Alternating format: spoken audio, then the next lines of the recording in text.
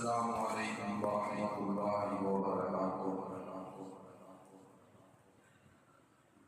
الحمدللہ نحمده ونستعینه ونستغفره ونؤمن به ونتوکل علیہ ونعوذ باللہ من شرور انفسنا ومن سیئات اعمالنا، من يهده الله فلا مضل له ومن يضلل فلا هادي له، ونشهد أن لا إله إلا الله وحده لا شريك له، ونشهد أن سيدنا وسندنا ونبينا ومولانا محمدا عبده ورسوله، أما بعد فأعوذ بالله من الشيطان الرجيم، بسم الله الرحمن الرحيم، يا أيها المزمل قم الليل إلا قليلا نصفه أو انقص منه قليلا أو زد عليه ورتل القرآن ترتيلا، صدق الله العظيم۔ اللهم صل على سيدنا محمد وبارك وسلم، اللهم صل على سيدنا محمد وبارك وسلم، اللهم صل على سيدنا محمد وبارك وسلم۔ محترم بزرگوں، دوستوں، میرے عزیز دوستوں، اللہ تبارک و تعالیٰ کا بے انتہا کرم ہے، اللہ کا شکر ہے۔ اللہ تعالیٰ نے ہم سب کو جمعے کی نماز پڑھنے کی اللہ ہمیں توفیق عطا فرمائی۔ کئی جمعہ سے آپ حضرات نے میرے اور آپ کے آقا حضرت محمد مصطفیٰ صلی اللہ علیہ وسلم کی سیرت کی عنوان پر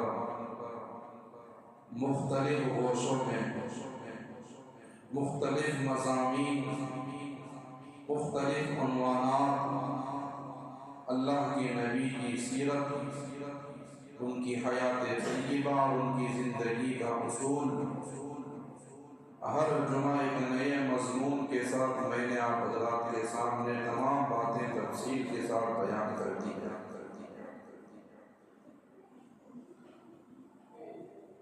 یہ دنیا کا دستور ہے، قانون ہے۔ اللہ تبارک و تعالی ہر دور میں دین کی دعوت کے لیے،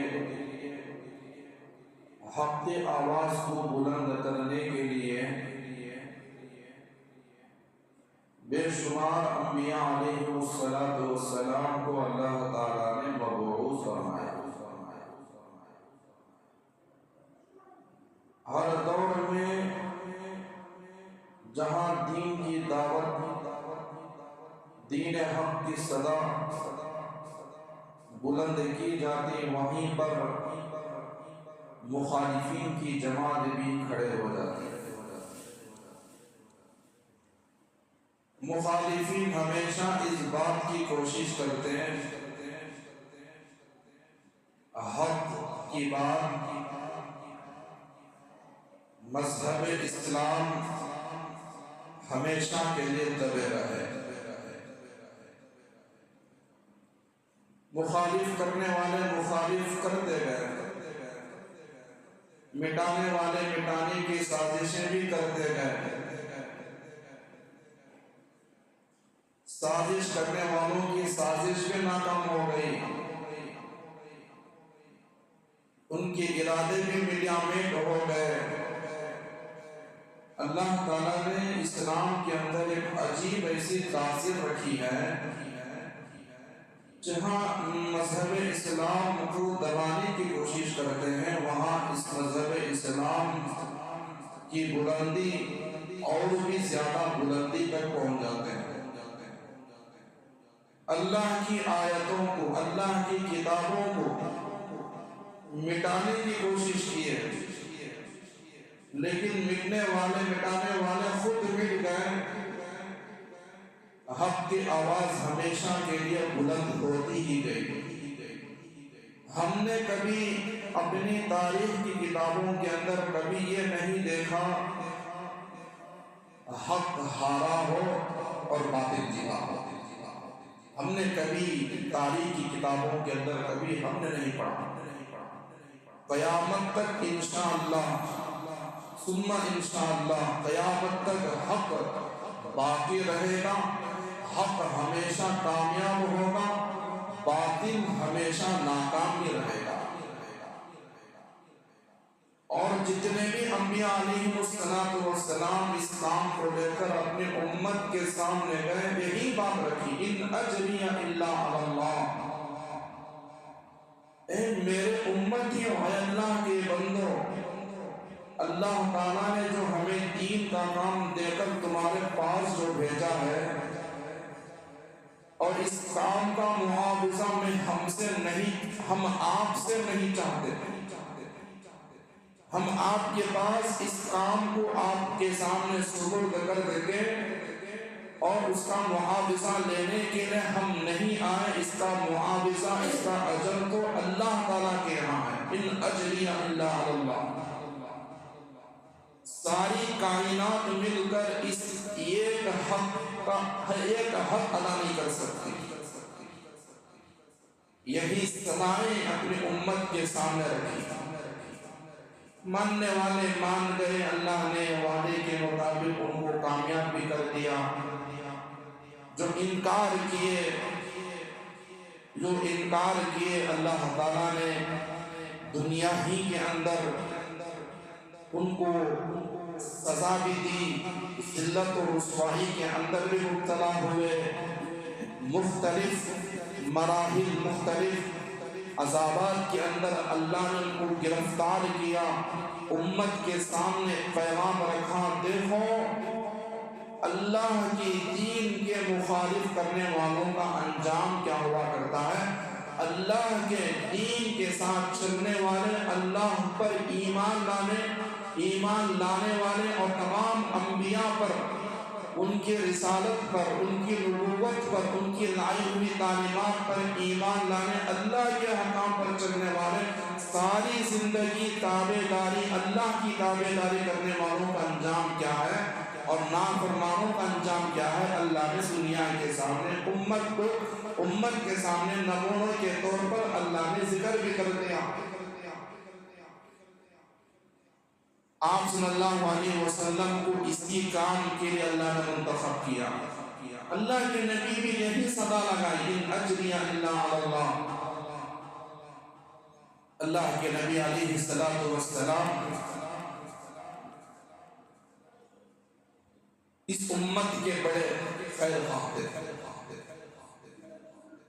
اللہ کے نبی کی اس امت کی ہر غلطی برداشت کی۔ اس امت کے بڑے غمگین نبی ہیں۔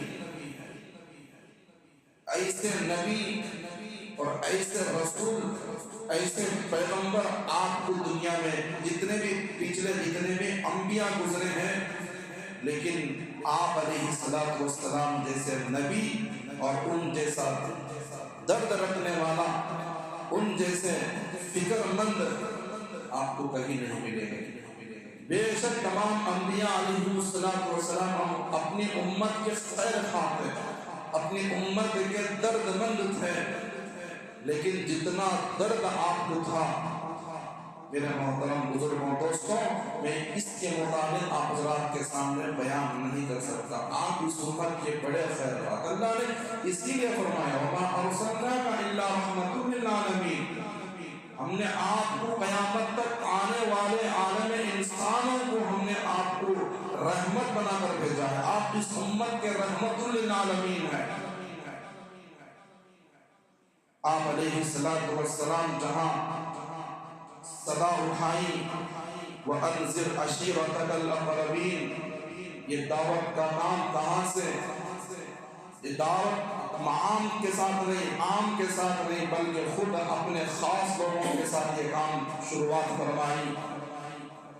اشتدار بھی مخالف ہو گئے.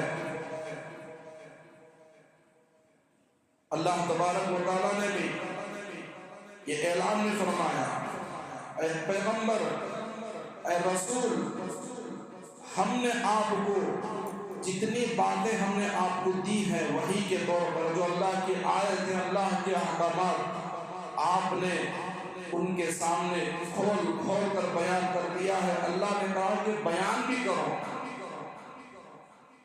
فَاذْكُرُونِي أَذْكُرْكُمْ، بیان بھی کرو. اللہ کے نبی نے اللہ کے حکم کے مطابق تمام تفصیلات کھول کر امت کے سامنے بیان بھی کیا. اور اللہ نے یہ بھی سزا لگائی کہ جو آپ کا مخالف ہے، جو ہمارے آیتوں کا مخالف ہے، ہمارے آیتوں کا مذاق اڑانے والا، ہماری آیتوں کے، ہماری کتاب کے اور آپ کے شان میں انگلیاں اٹھانے والا، آپ کی شان میں اور یہاں تک کہ ہماری کلام میں تبدیل کرنے والا اور انگلی اٹھانے والا، اس پر سوال کرنے والا، ہم ان کا جواب دیں گے. اللہ تعالیٰ نے جواب بھی دیا. ان کا ہر سوال کا جواب قرآن کریم کے اندر بڑی حکیمانہ انداز میں اللہ نے بڑے پیار سے، بڑے ادب و احترام کے ساتھ اللہ نے دو انداز میں اللہ نے جواب دیا. كَلَّا إِنَّ الْإِنسَانَ لَيَطْغَىٰ أَن رَّآهُ اسْتَغْنَىٰ إِنَّ إِلَىٰ رَبِّكَ الرُّجْعَىٰ. یہ وہ آیات ہیں. ان آیتوں کی تفصیل بیان کرنے سے پہلے میں آپ حضرات کے سامنے ان آیتوں کا شان نزول بیان کروں. یہ وہ اس وقت کی آیتیں ہیں جس وقت اللہ کے نبی کے وحی پر یہ آیتیں نازل ہوئی. یہ اس وقت کا دور تھا. شان نزول کیا ہے ان آیتوں کا؟ اور دیکھیے، شرارت کرنے والے، مذاق اڑانے والے، اللہ کے نبی کو قدم بقدم تکلیفیں دینے والے بڑھتے ہی گئے. مذہب اسلام پھیل رہا ہے دور دور تک. اللہ نے اعلان بھی کیا، اور یہ دعوت و تبلیغ کا میدان ہم نے آپ کو اور آزاد کر دیا ہے. آپ صدا لگاؤ، دنیا کے ہر کونے پر، ہر چپے پر کوئی ایسا مقام، کوئی ایسا ٹھکانہ، کوئی ایسا علاقہ، کوئی ایسا ملک، کوئی ایسا شہر نہ ہو جہاں اللہ کی نبی کی آواز وہاں تک نہ پہنچی ہو. لیکن دور دور تک اسلام پہنچ رہا ہے. اللہ دور دور سے ایمان کی ہدایت سے اللہ نواز رہے ہیں.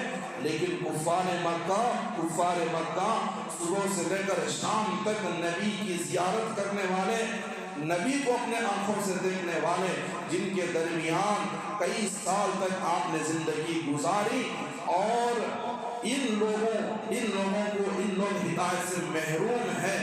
مخالف پر مخالف لوگ گئے ابو جہل کے پاس. اب میں آیتوں کی شان نزول بیان کر رہا ہوں.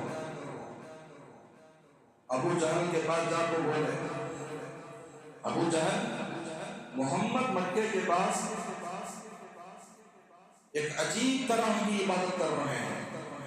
ان کی عبادت بھی بڑی عجیب ہے. ان کی عبادت میں قیام بھی ہے، رکوع بھی ہے، سجدہ بھی ہے، اور یہ ہمارے معبودوں کی مخالف ہیں، ہمارے معبودوں کی توہین ہے. اور اس طرح کی یہ کھڑے ہو کر عبادت کر رہے ہیں. ابو جہل نے قسم اٹھائی، میں قسم کھاتا ہوں جب بھی میں جاؤں گا اس طریقے سے عبادت اگر محمد کرتا ہوا میرے آنکھوں کے سامنے نظر آئے گا، ثم نعوذ باللہ. اس کمبخت نے اور قسم بھی کھائی اور کہا کہ جب محمد سجدے کی حالت میں ہوگا، میں قسم کھاتا ہوں میں اپنے پیر سے، اپنے تنوں سے میں محمد کے گردن کو دبا دوں گا. اللہ نے فوراً آیتوں کو نازل کر دیا. اللہ ان الانسان لیطغی. انسان حقیقت میں واقعی بڑا شرارت ہے، بڑا شریر ہے. اے انسان، اے ابو جہل، کیا تو اپنے آپ کو کیا تو بھول گیا تو کس گندی نالی کا کیڑا ہے. اور استغنا، تجھے یہ معلوم نہیں ہے کل نہیں، آج نہیں تو کل ضرور تم ہمارے پاس لوٹ کر آنا بھی ہوگا. مر جاؤ گے، سڑ بھی جاؤ گے، گل بھی جاؤ گے، ایک دن زمین کے حوالے بھی تم ہو جاؤ گے. کیا تم اپنے بارے میں تم کیا سوچتے ہو، قسم کھاتے ہو؟ ارآہ استغنا ان الی ربک الرجعی. اور تمہیں بڑی عقل ہے، بڑی گھمنڈ ہے اپنے مال پر، اپنے غرور پر، اپنی فوج پر. دکھا تجھ میں کتنی دم ہے، دکھا تو کتنی مخالف کرنے والا ہوگا. اور او امر بالتقوی، چاہیے تھا یہ تھا کہ تم نیک بنتے، اللہ کے نبی کے احکامات پر عمل کرتے، چاہیے تھا کہ تم نیک بنتے. او امر بالتقوی، لیکن نہ خود تم نیک بنے، نہ دوسروں کو نیک کرنے والوں کو، نہ اچھائی پر چلنے والوں کو تم نے اور ان کو ساتھ دیا، بلکہ خود بھی تم برباد ہو گئے، لوگوں کو بھی تم برباد کر رہے ہو. میرا محترم بزرگوں دوستوں، آپ علیہ السلام جب بھی اس دنیا کے اندر سے مثال فرمائے گئے، آپ جانے کے بعد وراثت میں انبیاء علیہ السلام جو ہوتے ہیں وراثت میں مال چھوڑ کر نہیں جاتے. یہ بات یاد رکھو. انبیاء علیہ السلام جو ہوتے ہیں وراثت میں، جیسا کہ ہمارے یہاں جانے کے بعد جائیداد بھی ہوتی ہے، زمین بھی ہوتے ہیں، بڑے بڑے کیا ہے اپنے اولاد کے لیے سب کچھ کیا ہے جمع کر کے چلے جاتے ہیں. انبیاء ایسے نہیں ہوتے.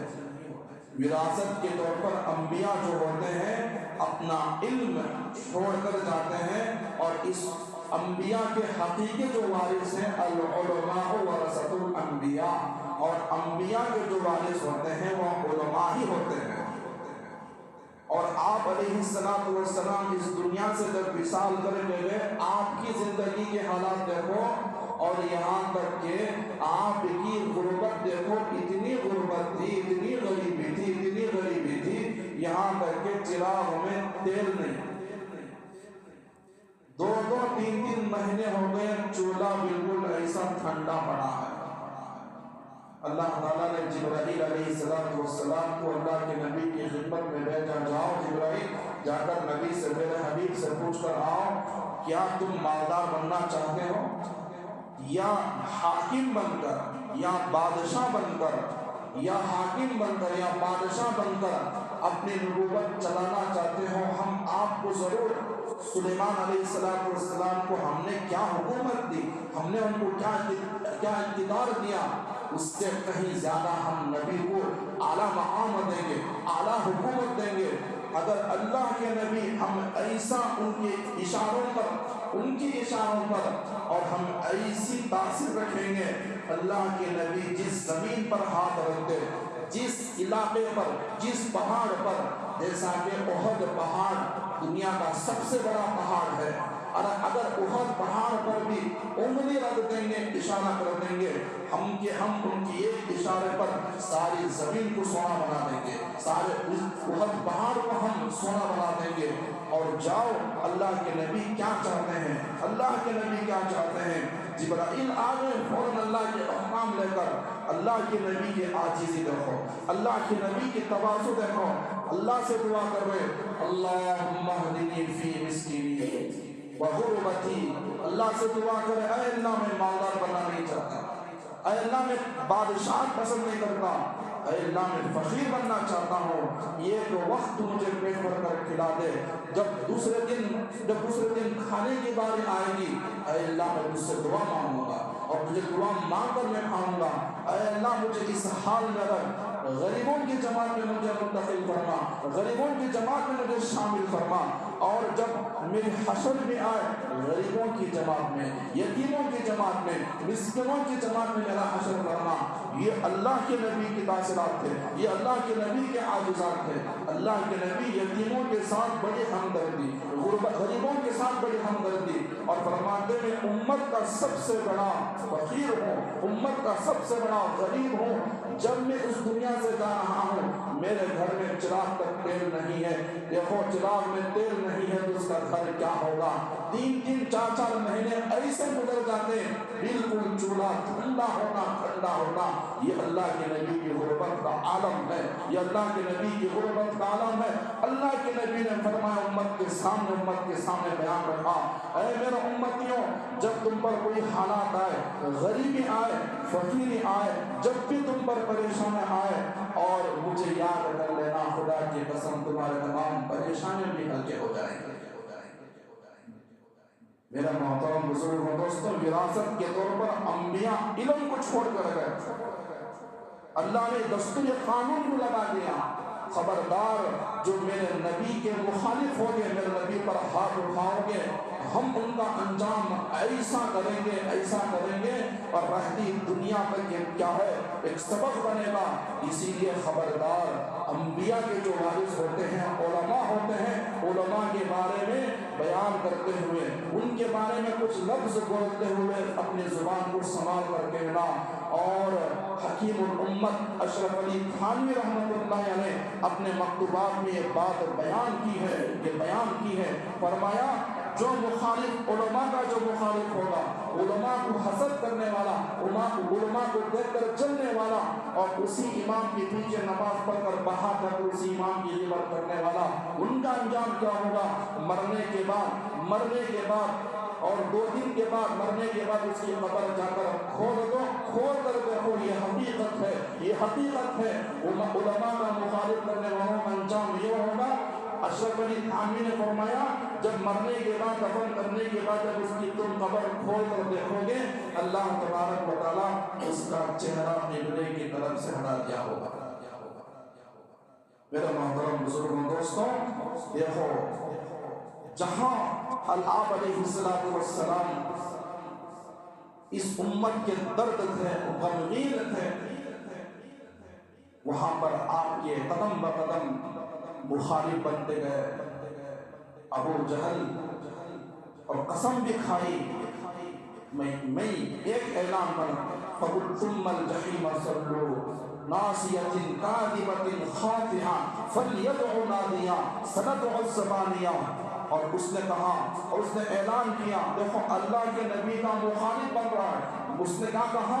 میری ایک اعلان پر اور وہ اس علاقے کے گونڈے جمع ہو جائیں گے، دیکھیں گے محمد کہاں تک جائے گے، ان کا دین کہاں تک جائے گا، ان کا اسلام، ان کی تعلیم، ان کی تبلیغ کہاں تک جائے گی۔ میرے ایک اعلان پر قسم بھی کھائی، اللہ نے کون آیتیں، زبان سنبھالنا، زبان سنبھالنا، اچھا دیکھیں گے تو مخالف کر رہا ہے، اور تو دیکھتے ہیں تیرے دعوے میں، تیرے عہدے میں، تیری طاقت میں تو کتنا طاقتور ہے، اور ہم دکھائیں گے، ہم ایسی جماعت کو، ایسی فوج کو کھڑاؤں گے، ایسی فوج کو بھی کھڑاؤں گا، تیرا نام تک باقی نہیں رہے گا، تیرا نام و نشان تک مل جائے گا۔ میرے محترم بزرگوں دوستوں، اللہ نے کیا انجام کیا؟ اب دیکھیے سورہ لہب نازل ہوئی، سورہ لہب، اور اس کی تفصیلات میں نے آپ حضرات کے سامنے جمعہ کے موقع پر آپ نے سنا بھی ہوگا۔ یہ شان نزول کیا تھا؟ اس وقت تھی جب آپ علیہ السلام نے دعوت و تبلیغ کا کام کیا، اس نے بددعا کی، اللہ نے اسی کی بددعا کو اسی پر لوٹا دیا، اور آپ بگولا ہو گیا، حسد کے اندر جل کر راکھ ہوا۔ کچھ ایسے بھی ہوتے ہیں خام خواہ ان کا کام کیا ہوتا ہے؟ جلنا، جل کو راکھ ہو جانا۔ اللہ نے فرمایا وَمِن شَرِّ حَاسِدٍ إِذَا حَسَدَ، حسد کی کوئی بیماری نہیں ہے، اس بیماری سے بچنے کا کوئی علاج بھی نہیں۔ اللہ سے پناہ مانگو، ہمیشہ جلتے رہنا، مسجد میں آ کو نماز پڑھو، اللہ کا شکر ادا کرو، اللہ سے دعا کرو، جاؤ خوشی سے، نہیں یہاں آیا تو بھی حسد، باہر گئے تو بھی جلنا، ان کا خواہ یہی کام ہوتا ہے۔ دوسری بات کیا ہوتا ہے؟ خواہ آپس کی ادھر ادھر کے باتوں کو لڑا دینا، چھیڑ دینا اور کھڑے ہو کر مزے سے دیکھنا۔ ایسے لوگ واقعی حقیقت میں ابو جہل کے اولاد ہی ہوا کرتا ہے، یہ کام کرنے والا آنکھ بوقلا ہو گیا۔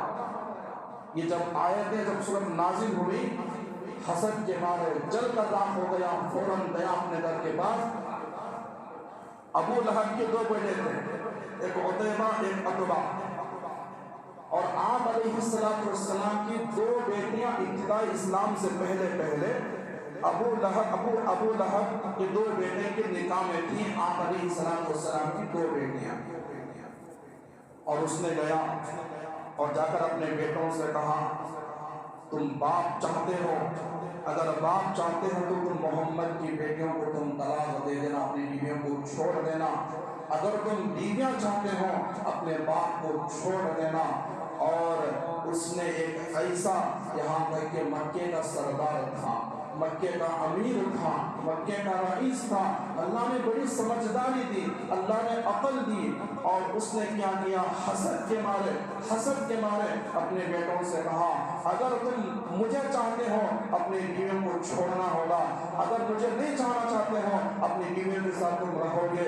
اور کچھ ایسے بھی آج کے دور میں ایسے بھی ماں باپ ہوا کرتے ہیں، ان کی کرتوتوں کی وجہ سے، ان کی مجبوری کی وجہ سے اپنے اولاد غلط قدم اٹھاتے ہیں، اور اپنے ماں باپ کی دباؤ پر، اور اللہ تعالیٰ نے جو نکاح کا مقدس رشتہ رکھا، اسی رشتے کے عنوان پر 4 مہینے میں نے آپ حضرات کے سامنے تفصیل کے ساتھ بیان کی ہے، آپ نے سنا بھی ہوگا۔ اللہ تعالیٰ نے ہر حکم بیان فرمایا، نماز کا حکم بیان فرمایا، لیکن یہ نہیں کہا کہ نماز کیسے پڑھی جائے، اللہ کے نبی نے ہمیں یہ بتایا۔ اللہ نے روزے کا حکم دیا، اللہ نے حج کا حکم بیان فرمایا، لیکن یہ نہیں کہا کہ تم حج کیسے کرو۔ لیکن زندگی کا جو اصول ہے، اللہ نے اس کی ایسی اہمیت، سورہ نساء ہے، سورہ آل عمران ہے، سورہ بقرہ ہے، ان جیسی مقدس سورتوں کے اندر اللہ نے زندگی کا ہر اصول کھول کر تفصیل کے ساتھ بیان کیا۔ اس سے بات معلوم ہوتی ہے کہ رشتوں کی کتنی اہمیت ہوتی ہے۔ کچھ ایسے اولاد بھی ہوتے ماں باپ کے باتوں کے دباؤ پر آ کر اس جیسے رشتے کو بھی ٹھکرا دیتے ہیں۔ عتیبہ نے آ کر مرغوب ہو گیا، اور اس نے فوراً گیا آپ علیہ السلام کی خدمت میں۔ حرم میں آپ علیہ السلام تشریف فرما ہیں، دیکھو کیا ہے گستاخی کی انتہا۔ آپ علیہ السلام حرم میں تشریف فرما ہے، اس نے گیا، اے محمد، میں نے سنا ہے کہ تم ہمارے معبودوں کی دین کے مخالف ہو، میں نے یہ بھی سنا ہے کہ تم نے میرے باپ کے بارے میں اشعار، تم اپنے طرف سے قرآن کے آیتوں کو اس نے اشعار بنا دیا، میرے باپ کی مخالفت کر رہے ہو، میرے باپ کے ساتھ تم عداوت کر رہے ہو، اور یاد رکھو اب میں ڈنکے کے چوٹ پر اعلان کرتا ہوں، میں تمہاری رسالت پر بھی، تمہاری نبوت پر بھی، تمہارے دین کا بھی میں انکار کر رہا ہوں۔ یہاں تک کہ اس نے اور یہ کہا کہ اے محمد، میں تمہاری بیٹی کو طلاق دیتا ہوں، اور اس نے کھڑے ہو کر طلاق 3 مرتبہ پکار دیا۔ میرے محترم بزرگوں دوستوں، اور یاد رکھو ایک باپ کا درد اپنے اولاد کو بچپن سے پال کر، اور جب اپنے اولاد کا جینا اور ان کے رشتہ اور جب ان کا گھر گزرتا ہے، ایک باپ پر کیا گزرتی ہے، اس واقعے سے آپ سنو۔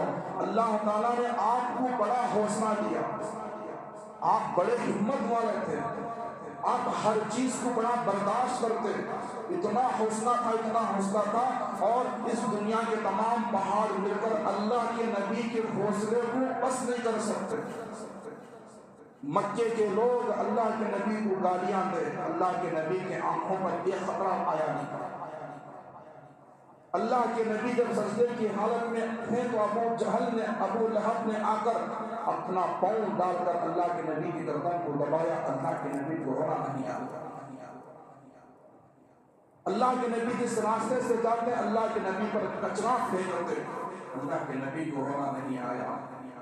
طائف کے میدان پر اللہ کے نبی کو پتھروں کی بارش برسائے, خدا کی قسم, اللہ کی عزت کی قسم, اللہ کے نبی کو رونا نہیں آیا. یہاں مارتے گئے, وہاں ہاتھ اٹھتے گئے, اللہم اہدنی فی قوم لا یعلمون, اے اللہ میری امت پر رحم فرما, یہ لوگ مجھے نہیں پہچانے. اے اللہ مکے کے ہر پتھر جھاڑ درخت مجھے پہچان لیا. میری امت انسان کمزور ہوتا ہے, اے اللہ ان کو ہدایت عطا فرما, ان کو ہدایت عطا فرما. بے شمار تکلیفیں آئے, اللہ کے نبی کو, خدا کی قسم اللہ کے نبی کے آنکھوں میں خطرہ نہیں آیا. اور جیل سے اس نے آ کر کہا طلاق طلاق طلاق, میں تمہاری بیٹوں کو طلاق دے رہا ہوں. اللہ کے نبی کے آنکھوں میں آنسو آ گئے. میرے محترم بزرگوں دوستوں, میرے محترم بزرگوں دوستوں, دیکھو آنسو آ رہے کس وجہ سے؟ اپنی بیٹی کا جینا ٹوٹ رہا ہے, رشتہ ٹوٹ رہا ہے, گھر اجڑ رہا ہے, گھر برباد ہو رہا ہے. اس وجہ سے اللہ کے نبی کو رونا آ رہا ہے. ذرا یاد رکھو, ذرا یاد کرو, اپنے بارے میں سوچو. اور یہاں تک کہ کچھ ایسے بھی ہوتے ہیں ماں باپ کے دباؤ میں آ کر اپنی بیویوں پر ظلم کرتے ہیں, اور کچھ ایسے بھی ہوتے ہیں اور اپنی بیویوں کے بعد آ کر ماں باپ پر ظلم کرتے ہیں. اسلام نے شرعی حدود رکھا ہے. بے شک ماں باپ کی حقوق ہے, شرعی حدود میں رہتے ہیں. ماں باپ کی حقوق کی صحیح ادائیگی کرو.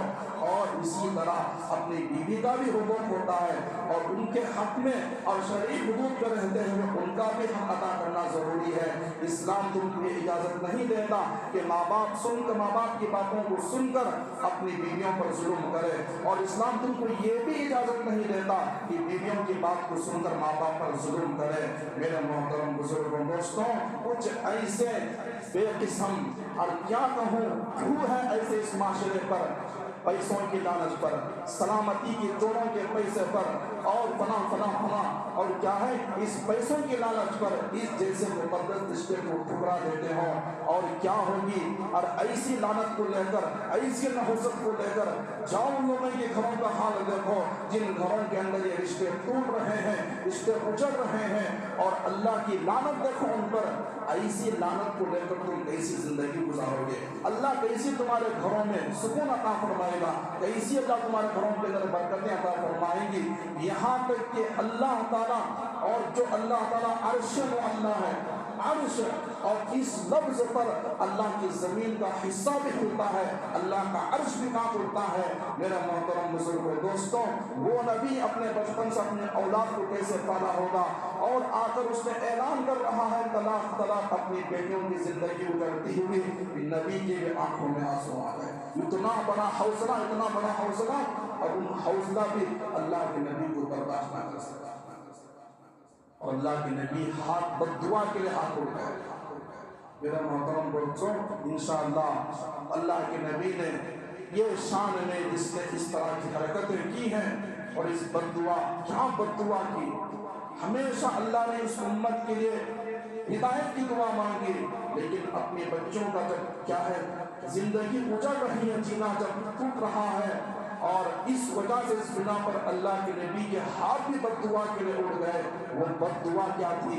وہ بددعا اس کمبخت کی زندگی میں کیسے رنگ لائی, اس امت کے سامنے ہمیں کیا حاصل کرنا ہے, اس کے بارے میں کیا عبرت حاصل دینا ہے, انشاءاللہ تمام تفصیلات آپ حضرات کے سامنے کھول کر انشاءاللہ بیان آئے گی.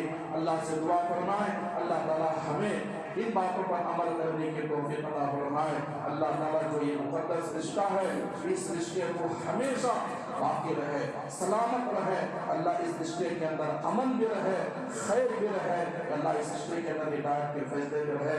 اور ایک چند گزارشات آپ حضرات کے سامنے رکھنا تھا, جیسا کہ میں نے جمعہ اس کے اگلے جمعہ تحفظ شریعت اور مسلم پرسنل لا بورڈ کے تعلق سے بڑی تفصیلات کے ساتھ میں نے بیان بھی کی, اس کی حقیقت کیا ہے, اور ان جو ایک جماعت جو ہے جہاں پر بھی دین کے اوپر جب کوئی مسئلہ آتا ہے شریعت کو بدلنے کی جو کوششیں ہوتی ہیں، اور یہی مسلم پرسنل لا بورڈ آگے آ کر اور ڈنڈے کے چوٹ پر کھڑے ہو کر اور حکومت کے آنکھوں میں آنکھ ڈال کر بات کرنے والی یہی جماعت ہے۔ میرے محترم بزرگوں دوستوں، اللہ تعالیٰ نے ایک ایسا ملک جو آزادی ملک، اس دنیا کے اندر ایک ایسا ملک ہے جو ہندوستان ملک ہے، جہاں آزادی کے ساتھ رہتے ہوئے اس دیش میں، اس ملک میں مختلف مذہبیں ہیں، اور یہ ہمیں قانون بنایا ہے، قانون اجازت دی ہے اس ملک میں رہتے ہوئے آزادی کے ساتھ جس میں جو مذہب میں رہنا چاہتے رہ سکتے ہیں، اور جس مذہب میں رہتے ہوئے آزادی کے ساتھ اس مذہب پر عمل کر سکتے ہیں۔ چاہیے تو یہ بھی اجازت ہے اس ملک کے اندر، اور ڈنڈے کے اعلان میں کھڑے ہو کر دین کی دعوت بھی دے سکتے ہیں۔ یہ اس ملک کا دستور ہے، اور اس ملک کے دستور کے لیے ہمارے جو مسلمان ائمہ اکابرین اور اس کیا ہے ہندوستان ملک کی آزادی کے لیے اور اپنے جانوں کو بھی قربان کر دیا، اپنا مال، اپنا جائیداد سب کچھ وقف کر دیا، لیکن یہ ایسی بے ٹھول جماعت تھی۔ آج جو حکومت بن کر جو بنی بیٹھی ہے، آج جو حکومت جو بنی ہے، جو باطل پرست، جو مسلمانوں کے مذہب اسلام کے جو مخالف ہے، اور انہوں نے کبھی آزادی میں حصہ نہیں لیا، لیکن ان کی سوچ دیکھو، آزادی سے پہلے ایسی جماعت تھی، یہ لوگ کیا کرتے تھے، جب ملک آزاد ہو جائے گا، آزاد ہونے کے بعد یہ ملک میں کیا کیا قانون لانا ہے، یہ ملک کا کیا ڈھانچہ ہونا چاہیے، اور لڑنے والے شہید ہوتے رہے اور محنت کرنے والے محنت کرے، لیکن یہ بے قسم کے لوگ، بیکار قسم کے لوگ کیا ہے، نہ حصہ لیے، لیکن وہ آزادی سے پہلے کیا کرتے تھے، ان کے نظریات دیکھتے۔ جب ملک آزاد ہوا، آزاد ہونے کے بعد تقریباً 10 سال یا 20 سال 1970 پر یہ کیا 70 پر 2 کے درمیان ایک پارلیمنٹ میں ایک بل لایا جسے اڈاپشن بل کہا جاتا ہے۔ اڈاپشن بل بولے تو اگر میں کسی کو کہوں یہ میرا بیٹا ہے، منہ بولا بیٹا، اب اسلام میں بھی کیا ہے، اجازت ہے، آپ چاہے تو دوسروں کا اپنا بیٹا بناؤ اور ان کی تعلیم کرو، ان کی تربیت کرو، ان کا رہن، ان کا سہن، جو کچھ بھی ہے اللہ اس کا بھی اجر دے گا۔ اور انہوں نے قانون لایا۔ اب دیکھو اسلام کا قانون کیا ہے، مرنے کے بعد ان کی وراثت میں، ماں باپ کی جو وراثت میں جو حصہ ہوگا، حقیقی اولاد ہی کو ملے گا۔ جو منہ بولا بیٹا ملا ہے اور جو وراثت ہے، جو حقیقی وراثت ہے، ان کے حصے میں اس منہ بولے بیٹے کو شریک نہیں کیا جائے گا۔ یہ اسلام کا قانون ہے، اسلام کا دستور ہے۔ اب دیکھو یہ لوگ سوچے، اس زمانے سے بھی کیا ہے، ان لوگوں نے سوچا کہ ہندوستان کے اندر ہمیشہ کے لیے اسلام ختم ہو۔ اسلام ہوتا جلدی آسانی سے ختم نہیں ہوتا، یہ کام کریں، ان کے شریعت کو بدلیں گے، شریعت کو بدلنے کی بڑی کوششیں کی۔ یہ بل لائے، اور یہ بل لا کر کیا کیا انہوں نے بل پاس کیے، جیسے تمہارے اولاد کو حقیقی حصہ ملے گا، تم جو اپنے منہ بھولے بیٹوں کو بنائے ہو، جیسا اپنے اولاد کو حصہ ملے گا ان کو بھی اس حصے میں شامل کیا جائے گا، حصے کے برابر ہوگا۔ اب مسلمانوں کی طرف ہماری بچ گئی، اب کیا کریں گے بھائی، ہمارے شریعت میں آگ لگ گئی، آنچ آ گئی۔ اگر اس قانون پر عمل نہیں کریں گے حکومت کے نظریے میں مجرم ہوں گے، اگر عمل کریں گے اللہ کی نظروں میں ظالم ہوں گے۔ تو اسی وقت مسلم پرسنل لا بورڈ اعلان کیا، ممبئی آزاد میدان میں تقریباً اس میں ہر مذہب کے لوگ تھے، ہر مسلک کے لوگ، دیوبندی تھے، شیعہ تھے، بریلوی تھے، جماعت اسلام کے تھے، اور ایک اعلان کرنے والا اس زمانے میں اعلان کیا، آج کوئی ہندوستان کا ہر مسلک کا کوئی آدمی ہے تو ممبئی آزاد میدان میں دیکھو کہ آج یہاں ہر آدمی موجود ہے۔ تو میرا محترم بزرگوں دوستوں، جب شریعت پر آنچ آتی ہے اور اسی زمانے میں دنگے پر کھڑے ہو کر حکومت کی مخالف کیے اور اس مخالفت کی وجہ سے وہ بل بھی پاس نہ ہو سکی، آج بھی کیا ہے لوگ شریعت کو بدلنے کی۔ ابھی میں نے کہا طلاق کا مسئلہ بھی بیان کیا، اور یہی اپنے ماں بہنوں کو طلاق کے مسئلوں کو ذہن برباد کر کے ذہن الجھا کر، لیکن قربان جائیں ایسے ماؤں پر، ایسے بہنوں پر، اور انہوں نے کہا جو ہمارا اسلام ہے اس اسی پر ہم عمل کریں گے۔ تو میرے محترم بزرگوں دوستوں، آج لوگ شریعت کو بدلنے کی کوشش کر رہے ہیں، اور اسی طرح اوقاف کی زمین اللہ کے نیک بندوں نے زمین وقف کر دیا، اسی زمین پر کئی بے شمار ہزاروں لاکھوں مساجد ہیں، اور وہ مساجد کو قبضہ کر کے، مساجد کو شہید کر کے مندر بنانے کی کوشش کر رہے ہیں، بڑے ان کی سازشیں ہو رہے ہیں۔ تو ایسے موقع پر ہم یہ ہونا ہے اور حکومت کے مخالف ان کے حرف کیا ہے، ان کے حرکتوں کا جواب دینا ہے۔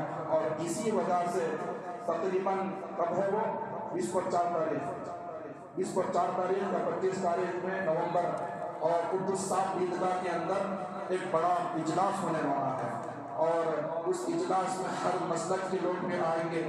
اسی لیے کیا ہے، یہ ایسے موقع پر ہم اتحاد ہونا ہے، یہ مسئلہ نہیں وہ مسلک نہیں، بلکہ یہ ہونا ہے اور کھڑے ہو کر کہنا ہے کہ بھئی یہ ہمارا ملک ہے، یہ ہماری دھرتی ہے، یہ ہمارا زمین ہے، اور یہاں ہمارا جتنا حق ہے اتنا تمہارا، جتنا حق ہے اتنا ہمارا حق ہے، اور شریعت کو ہم ہرگز بدلنے نہیں دیں گے۔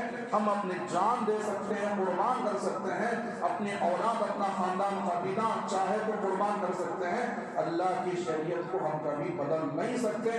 اور یہ اعلان، یہ آواز ہمیں اسی میدان پر جا کر کھڑے ہو کر حکومت کے سامنے آواز اٹھانا ہے۔ اسی لیے آپ ذرا سے گزارش ہے کہ اس مجلس میں شرکت فرمائیں، اور انشاءاللہ اعلان بھی ہوگا۔ اللہ سے دعا فرمائیں کہ اللہ تعالیٰ ہمیں کہنے سننے سے زیادہ عمل کرنے کی توفیق عطا فرمائے۔ آمین و ما علینا الا